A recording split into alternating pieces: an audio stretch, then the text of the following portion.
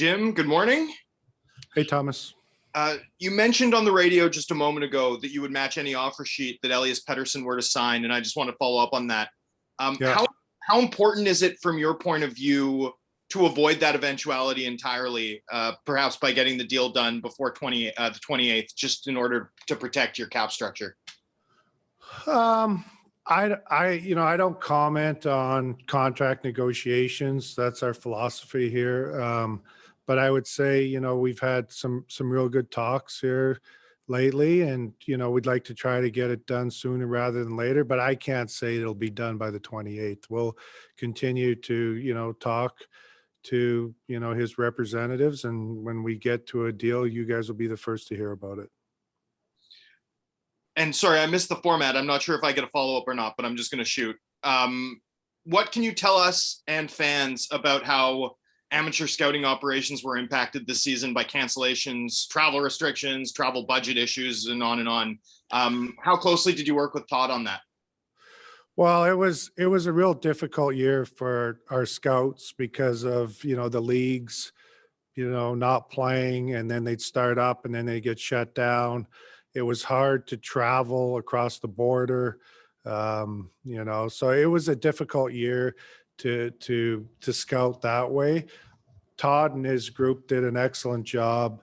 He's got real good communication skills, and they had Zoom calls every couple of weeks. They watched a lot of video. Whenever they could get out to games in the areas when the league started up, they got out there and laid eyes on the players. So I think, we're as prepared as ever for the draft, and, we're expecting, to pick some good players in this year's draft. Sorry, Thomas, we will indeed take follow-ups. We'll go next to Patrick Johnston, Post Media. Hey, Jim. Just on the radio again, you mentioned how there's a lot of interest in Nate Schmidt. He's a guy that obviously you guys picked up before the season. Whether he's asked for trade or not is sort of irrelevant, I guess, at this point. What's changed in his scenario? Why is he somebody that you're even entertaining a trade for?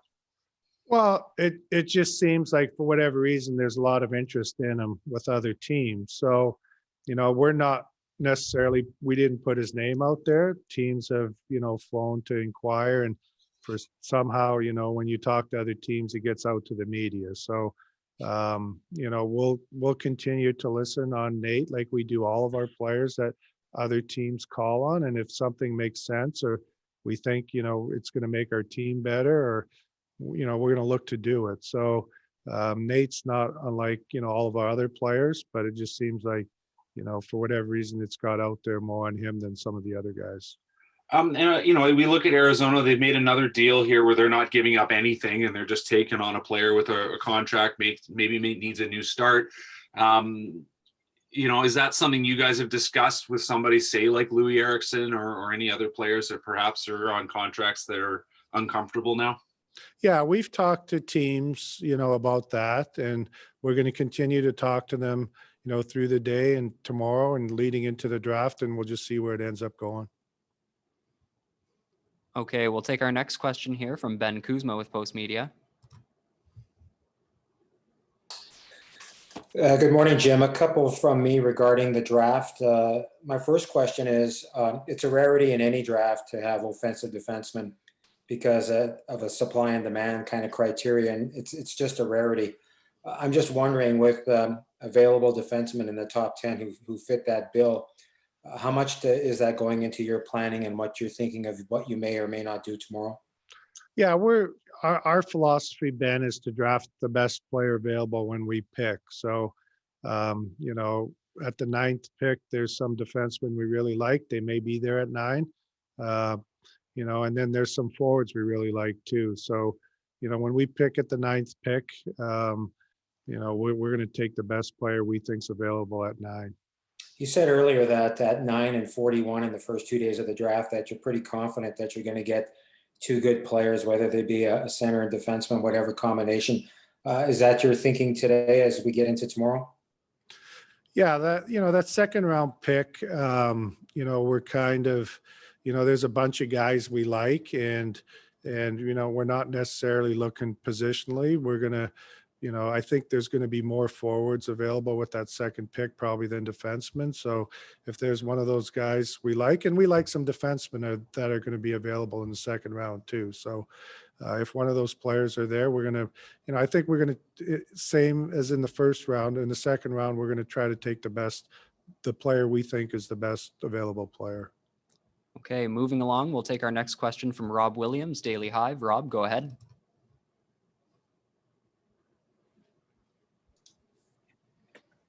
Hi, Jim. Just wondering if you are interested in re-signing Brandon Sutter. Yeah, I talked to Brandon a couple days ago, and I talked to Travis Hamanic.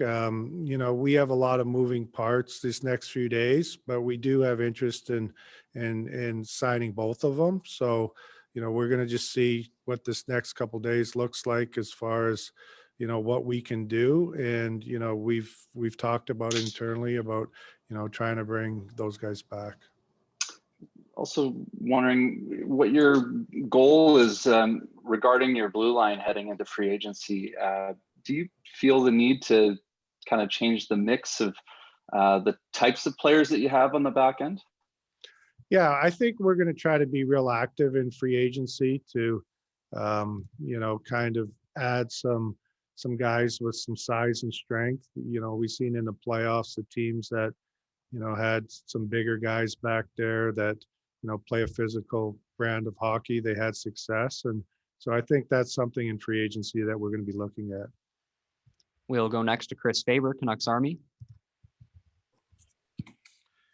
Hey, Jim, wanted to ask about Mikey DiPietro. I know that Ian Clark and some of his media availability said that a goal for Mikey should be to make the NHL next year out of camp.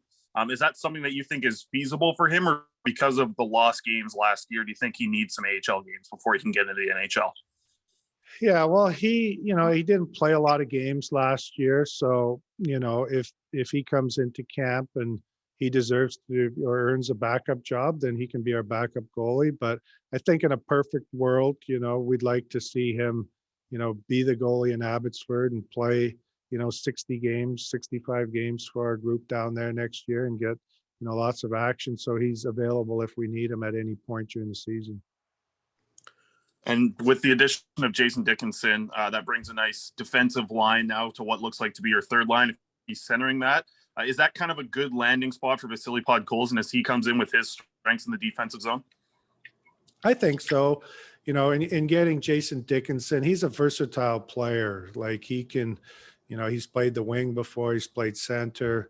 He's a real good penalty killer. He brings speed to the team. He's a good leader. Like everybody we've talked to about his leadership skills, they're really high. So we're excited that we were able to acquire him, and he'll be part of our top nine and gives Travis versatility to either play him at the wing or at center. Next up, we'll go to Ian McIntyre, Sportsnet. Good morning, Jim. Mentioning the defense and wanting to add perhaps some size and strength, Seattle just drafted a bunch of guys, too many for an NHL lineup. Have you had any follow-up conversations with Ron Francis, and is that a potential area where you could find some help? Well, Ron, was real busy yesterday. And I think he's assigned Jason Botterill, the assistant GM, to our team. So I did have a conversation with Jason yesterday. We're going to continue to talk to them and we'll just see where it ends up. But, through free agency or trades, we'd like to add to our blue line. And there's kind of an unprecedented string of pressure points here between expansion, the draft, and free agency.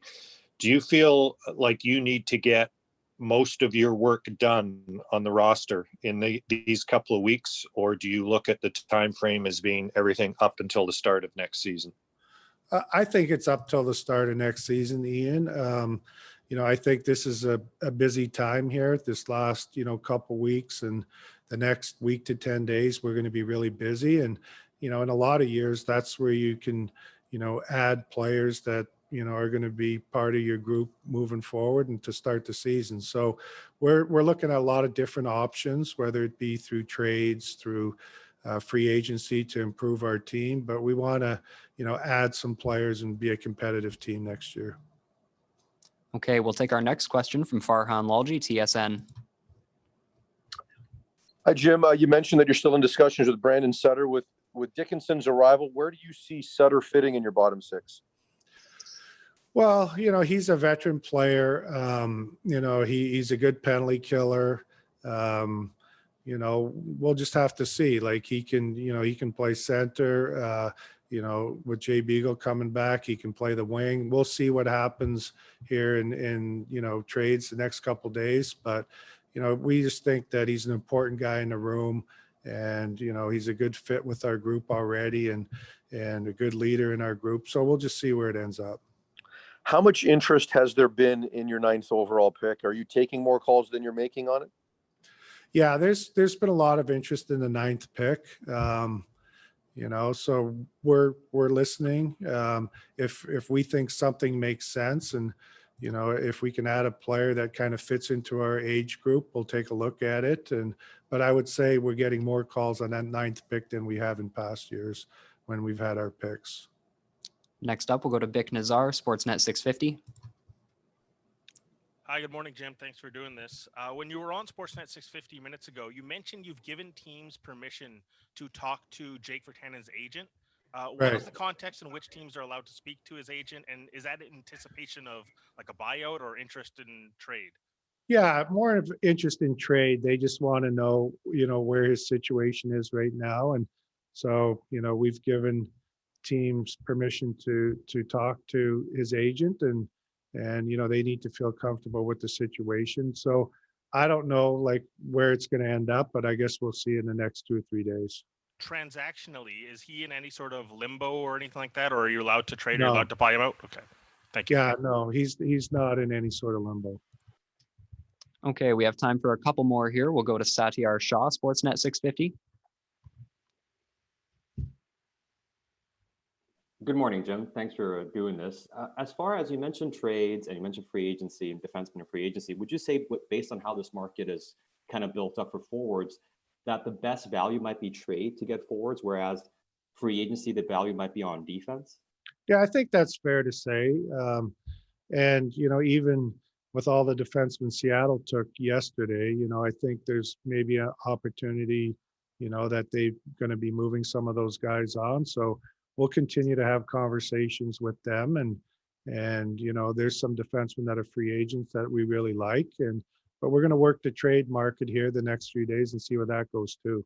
And as far as the draft goes, there's a specific question about Brandon Clark. Because you look at your blue line, you have Quinn Hughes, you have Tyler Myers, but if you look long term, I see a spot if he's available there at 9. What do you think of him and potential fit if he's the best player at number 9? Well, he's got a high-end hockey sense, and he's an extremely skilled player with the puck. So we think, he's going to have the ability to grow into a real good NHL player at some point. So, just because we have some other guys doesn't mean that we're not looking at him if he's there at 9. All right, our last hand raised here this morning is Thomas Drance. Thomas, go ahead. Jim, early next week, your club will send out qualifying offers. I think the likes of Pettersson and Hughes are obvious. Does your club plan, and have you made a decision on whether or not to qualify some of the depth players that played games for your club last year in Jace Howerluck and Mark Michaelis? I think, we've talked about it internally. We're going to continue to talk about it. We'll see what this next 2 or 3 days brings us. And then we'll probably make those decisions on Sunday, as the QOs have to be off on Monday. And a final one back to the draft. Teams seem to be a little bit split in how they assess the 2021 class. Some teams see it as an under-scouted class. Some teams see opportunity. How is this draft class shaping up in your eyes? I think we look at it as opportunity. I think, there's enough good players that in the first 2 rounds that we think we're going to add 2 more real good players to our group. And then after that, we're going to have to rely on the area guys, that's seen the players play this year. But I think we have a real good scouting group they've worked hard this year, and we're going to know the players. So I expect, that we'll do a good job from the third round on. Okay, we'll have to wrap there. Thanks everyone for joining us this morning, and thanks to Canucks General Manager Jim Benning as well. We'll see you all back here in the coming days.